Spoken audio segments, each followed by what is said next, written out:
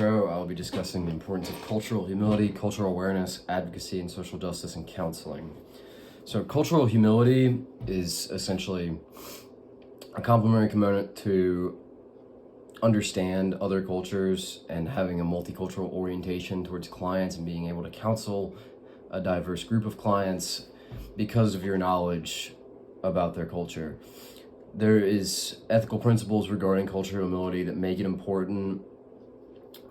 It can be very stressful to learn and feel pressure to learn about somebody's culture and to be completely right about everything, and that can strain your relationship with your client. It can also lead to bias. You can become stereotypical and become narrow-minded if you learn too much. Being culturally humble is very important because you need to be able to relate, but you also need to be able to refrain from imposing personal values or becoming stereotypical or narrow-minded.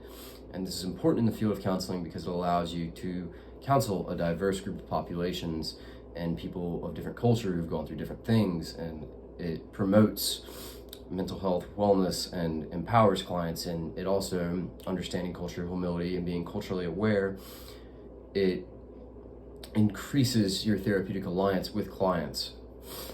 Cultural awareness is also a little bit different. You need to be aware of other cultures and what they've gone through.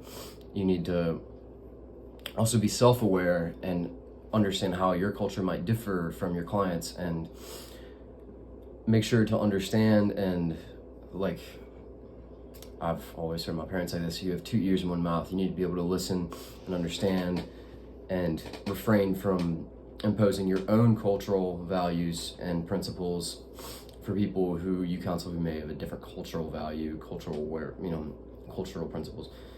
In other words, it's basically saying be objective, don't be biased, but be aware.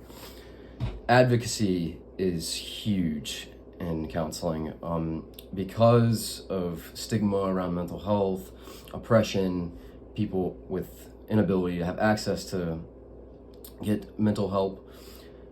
There is a large need for people who advocate for their clients and what they may be going through. It's basically just actions aimed at changing or encouraging certain political policies, socioeconomic policies, contexts, etc. It's huge, and an action I would take would be to raise my concerns about a lack of mental health professionals in North Carolina, how minorities here don't have as much access, how they struggle with it, how it's a very prevalent problem and it's not being addressed. There's plenty of other ways to advocate, but that would be a personal one of mine.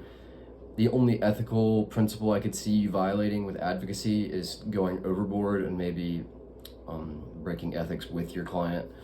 But in other gestures, joining community groups, helping clients find resources, community resources, all I see is as being a good thing, and promoting social justice, which is incorporated by the ACA and CACREP as one of the most important aspects of counseling because of the diverse population we live in.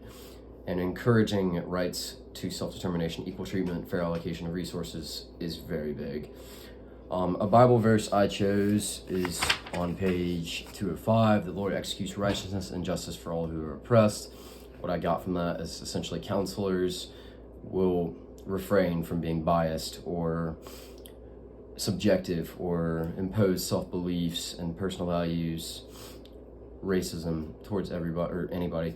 They counsel everybody equally. They treat everybody equally, just like the Lord said in Psalms 103:6. Thank you.